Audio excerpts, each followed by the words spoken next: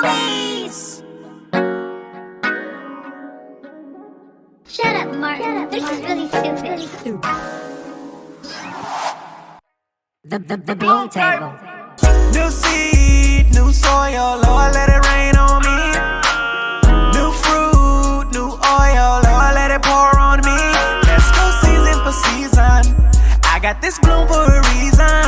Let's go season for season. I'm rooted in God, I'm not leaving. Welcome to the garden. You about to witness the results of the harvest. Yeah, if you ready to grow, let us know. Tune in, leave a like in the comment. Yeah, you may have grown up in bad soil, Shut up, but Martin. Jesus can turn it around. As long as you're willing to grow, His sunlight will keep coming down. Come have a seat at the table. Boom! Guess who stepped in the room? Hi. Thank you for joining us on the Bloomies, sitting at the Bloomies table, darling. And today we are talking about saved and unsaved perspective. And so we're going to just kind of kick it off to see who we're going to start with. And I'm going to do this to her and see what's about to happen. She thought it was her, but it's really Baxter. Dang. That's how how did I know? Threw No, I'm her just the kidding. I alley didn't oop. know. I thought it was going to be me. I was like, She said assist back. Right. I just threw her the love. Okay. So, perspective on Saved and unsaved. So situations that may occur that it may not look like that was God moving in your direction or telling you to move that way, but because the unsaved eye, but being in the spiritual realm, that the perspective is that God said it. yes. And if God said it, that settles it. Okay, yes. So for me, I believe definitely like unsaved. I was definitely in a place of why me? Poor me. Yeah. And I would always wonder, like, why is this happening to me? Why was I 6 years old and I went to foster care? Yeah. Why was I separated from my mom? I love my mom. Like, Yeah. what happened? Like, Yeah. why am I with my brothers and then I'm separated from them too? Yeah. Like, and it was just definitely like a why me. And then later on in life, like we talked about a little bit, the cancer thing. Yeah. Why me? Like, Yeah. that's crazy. And Yeah. although I knew God, and I even knew God as a child when I was 5 in foster care, and I knew all these things were for a reason, Yeah. but I didn't even know necessarily that they were for a reason, but I knew of God, and I knew His love for me, Yeah. but I just didn't know what exactly He was doing. So when you're unsaved, it's easy to have the whys. It's easy to have the doubts. Sure. You get in the place where and then you can get really like caught on those things and in the hurt when it's happening. And then especially when you're young and you experience that, and then you're older and then you look back and you're like, dang. And then that's when it comes to this point. Yeah. Now that I'm older, now that the saved, it's like, so now I look back and I see the why, and Yeah. I know that it was because I was set apart. It was because God had a plan that was greater for me, and He needed to bring me to the place away from everyone. He needed to get me He needed to get me alone from others, not alone from Him, Yeah. but in a place by myself so I could depend on Him, so I could need Him. And I know for a fact, like, even I think about this, when I found out I didn't have cancer, when I was cancer-free, I was by myself in the Yeah. hospital. And My God. the doctor came to me, he's like, where's everyone at? Do you want me Yeah. to wait for them to tell Yeah. you the news? This good news? Yeah. And I said, no, like, what is it? And he Yeah. tells me, well, your scan came back and you have no signs of cancer. Yeah. So I was like, so that part is crazy. And so I just think of all these things, and it's really God brought me apart and picked me out because He was preparing me for such a time as this, because He knew that I would be, not that I would be alone, but He knew that I needed to go through those things so I could need Him, so I could depend on Him. Yes. And that way, so now we talk about uplifting others that way. So now that I've been through all those things, now I can take that and I can speak into people, or I can Yes. just maybe have a conversation and maybe help them out if they've been through it too, or just along those lines, to be there for them. So Yes. Okay, Yeah. Baxter with the Unsaved seeing versus glasses. I'm like, wow. Right. got them on today. That perspective was like, okay. Eating us up out here. Yes. That is good stuff. Okay, I love it. So now pass that thing to Cupcake. Saved and unsaved perspective in your journey. Ooh. Unsaved for me, I was nice but mean. I was nicey. You know that firsthand. I was nicey. It's like helping people, but if you're not helping them in the right posture, what are you actually doing? Also, I had the money back then. You know, I had the money. I can do all the things, but I wasn't doing the things that was good for me. Yeah. I was like losing myself even more, going into the deep the wrong way. I honestly probably would have died. Yeah. Not probably. I would have if I stayed in the same place that I was going. Definitely in the wrong place at the wrong time, all the time, thinking I was in the right spot when I wasn't. I cared about people, but when you care about people but you don't care about yourself, are you really helping them in any way? Yeah. You know what I mean? It's crazy. It's crazy when you're unsaved and you feel like you really doing it. Like, I have the money, I can help here such and such, you know, which is fine. And I'm still doing my little things on the side, but in all honesty, you really not doing nothing. Yeah. It's detrimental to you and your spirit, man. Yeah. You know what I mean? It's really crazy that like we really thought we was doing it and we was doing nothing. Right. Literally nothing. Right. Save perspective is you move different. Most things that make people mad, I laugh about, and they're like, "Why are you laughing?" Because it's funny. Like, what do you mean? Like, it's funny. Like, you to constantly do the wrong thing for so long, and then finally see the right thing, and kind of in the instant when you see it, it's like, wow. Yeah. Like growth. You know, like it's crazy. It's literally so crazy. Like and isolation is necessary. You know, like Ross said earlier, we all were isolated. We all were stripped. As you were talking and I was thinking, and then we were talking earlier about isolations, no, we were really all stripped. Yeah. We all did the financial thing. We all didn't have a job. Yeah. We all went to these things. All these steps were necessary. Right. So it's literally a beautiful thing. So it's kind of like you're never truly alone. Like, we all went to the steps to help each other through the steps when it was our time. Yeah. So it's like, it is an amazing thing. To have a backing at y'all is amazing. Yeah. So would you have thought that was amazing, being without a job and broke? Ooh, girl, no. Girl, no. Me not being able to get my nails done, I would have a big attitude. Right. Like, what do you mean? Right. Like, let me squander something. Let me ask for something. Right. My nails need to get done, but do you need to eat? No, my nails need to be done. You know? Now talk about perspective. Right. Picking up Right. Literally. Right. For me, like, unsaved was stupid, and like, saved is purity. Your mind is right, even when you're still working on stuff. It's a shift that you need. It's a shift that you will always need, because the higher you go, the more shifty your mind gets for him. So it's an awesome experience. And it's awesome too when he need to kick you swiftly in the britches. Yeah. When he got to kick you in the gear. You know, it's like, it's nice when he kicks you swiftly. Yeah. And not for a long time. Yeah. Everlasting We're not face planting on Right. Yeah.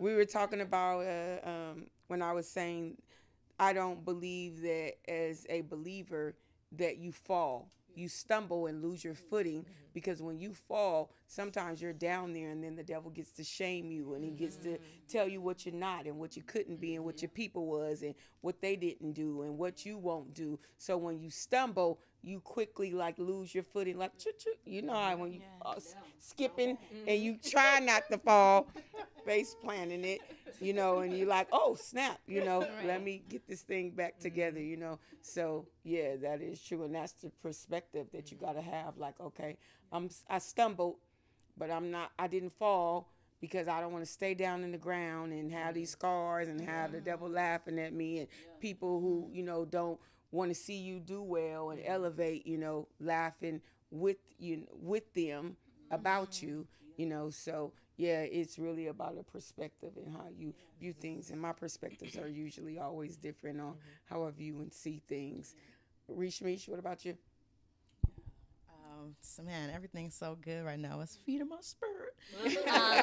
But yes, perspective was big for me. Like I was seeking so many things to try to find perspective and find new perspective all the time. And it's like science. Like science is just trying to figure out God, literally without God. So ultimately, I feel like for me, it's like when you go back and scroll in your photos and you see your outfit and you thought it was so fly then, and it was, you was just doing it and you was cute and you was like, look at me. And then you be like, but that is so outdated. It's so not it. And of course you need to love that you too. But it's like, that's how I feel about the journey that I've been on from being saved and not being saved or thinking I'm not saved. So you just go and act accordingly. No, once you say yes, it really is yes, regardless if you actively in that thing or not. So it's like, for me, I think perspective is just, it's always new when you go before him to get a renewed mind. It's a process. It's man, you can, one week you can be flying high and having the freshest perspective ever, reading the word and doing all the things. And then the next week it's just like a relationship. It's not that. You're not dressed up. You're not, it's just, it's real. You know what I mean? And when you're not in Christ, when you're not having a salvation happen, nothing really feels real. You feel numbed out. You feel like you can be nicey and you feel like you're doing your best, but your best is never the best. So I feel ultimately for me, it's just trying to please God and being a people pleaser in the past and just trying to be everything to everyone. That's not possible. So the Lord really, with his perspective, he really delivers you from living for opinions and living out opinions of yourself, of other people.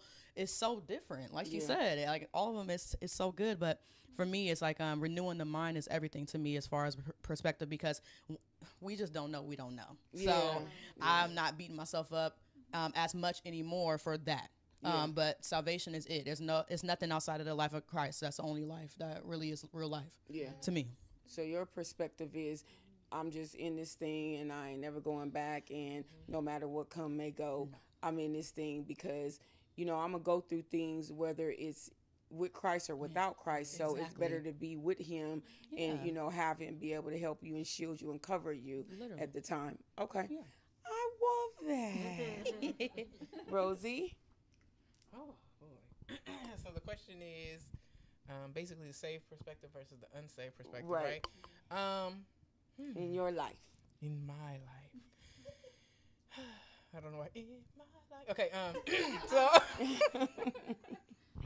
So for me, unsaved perspective is kind of like, at this point for me, it's kind of hard to look at it in a fair way, because to me right now the unsaved perspective is the flesh appealing perspective. It is the perspective that is easy. It is what you see with your eyes, not with your faith. So for me, the unsaved perspective is basically doing whatever I want to do. But this isn't my life. This is God's life. You know what I mean? I'm God's child. It's my job to do what glorifies and edifies God. So the unsaved perspective is really just the things that we do that are our own very own choices that our flesh picks, because that is our nature.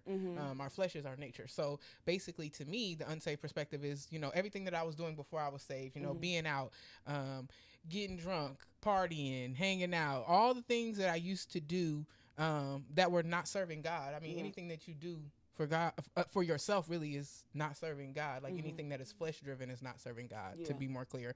Because, even the Bible says only what you do for Christ will last. So being out partying and kicking it, that's not gonna last. It's not a good look. It doesn't look good. You don't feel good. The saved perspective for me is basically doing the things that God would have me to do. Those things are not the easy things. Sometimes God puts you in a place that you have to make a decision that your flesh is still like, girl, what? You gonna do what? With who? What? Where? When? How? What do you mean? Why? And I'm like, I don't know. Well, God said to do it. I'm just gonna do it. So for me, the saved perspective is a perspective that it oftentimes makes you look bad to others, because most people are living in the unsaved perspective. So when they look at you living in the saved way and doing the saved things, it tends to be a conversation starter. It's a neck turner. It's appealing. It's provocative. Like whatever it is that God told me to do, I have to do that. I'm not here to serve you. I'm here to serve God. So whatever you think of me in what I'm doing that I know God has called me to do, if you have a problem with that, take it up with him. I bet you won't. Yeah. Because you're not living that way anyways. Right. So for me, the saved perspective sometimes is a little harder. It's not easy. God don't, like I've said before, God don't have you like this. He be like, go over here, go over there. You know, hey, Abraham, go someplace. I'll tell you where. Yeah. What? You want me to leave my people and go where? There. Where's there, Lord? Right. Where's there? Right. And it's like, you know what I mean? But it's the right way to live. It is the right way to be. It's not the easy way to be. I mean, as I continue to grow, the more bold I become. You know what I mean? So for me, I'm to a place right now where it's like, if you want to operate in the unsaved perspective, I will let you know, like, well, that is wrong.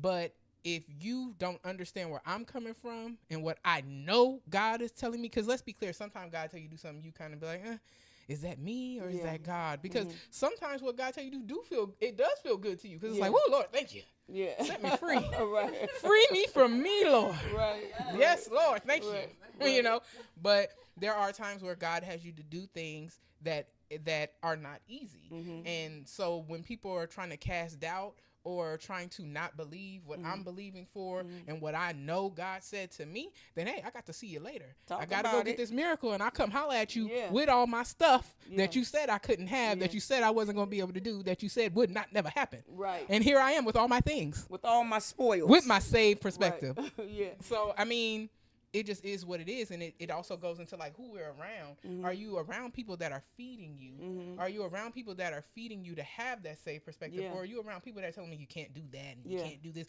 I can do whatever God said I can do. Yes. I can do all things, not some, not a couple, not those over there, all things through Christ who strengthens me. Yes. So you can't tell me what I can't do when I know what God told me I could do. He said I was a conqueror. He called me a royal priesthood. He didn't call me, a raggedy person down the street. He called me a conqueror.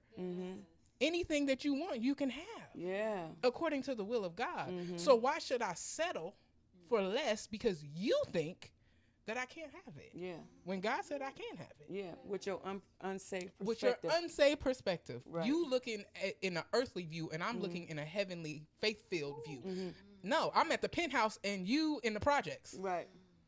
So would you say that thing sounds like now faith? Now faith. Yes. Is the substance of things hoped for and the evidence of things not seen. Yes. Just because you can't see it don't mean I can't have it. God said I already had it because he's already gone ahead of himself. Come on. And told me that I could have it. So whatever you think that I can't have, trust and believe, God already said it's mine. And I get to have it. I get to touch it. It's mine. Whatever he said, I believe it. I stand on that. So just because you don't see it because you're looking through your unsaved lens doesn't mean that what God said isn't going to happen. God's going to do the very thing that he said he was going to do, whether you like it or not. And you can sit there and watch because he prepares the table before me in the presence of my enemies. So have a seat, get a breadstick or whatever, get a drink, and let the show begin. Yes. That is, I'm like, come on, bars. Come on, bars. Sorry, I got fired.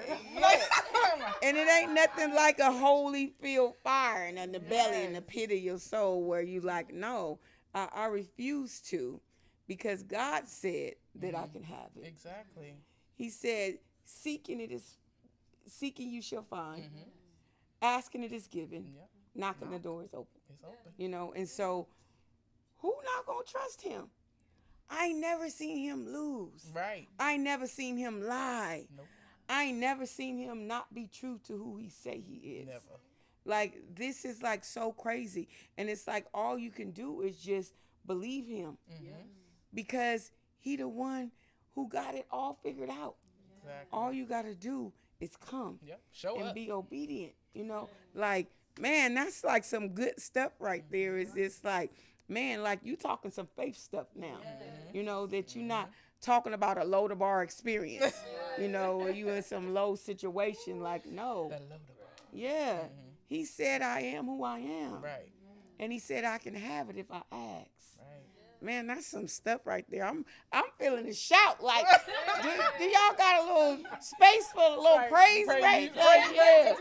Yeah. And it reminds me of last week when the message was, they said, And then she said, the devil is a lie. Yep, Right, yep. exactly. Like they said, the devil is a lie. You know, it's just like, man, all of these things that the unsaved perspective tell you, you know, and then it's like, you then have to come back with that saved perspective and say, the devil is a lie, right? Because you got to tell him, like, get behind me, Satan.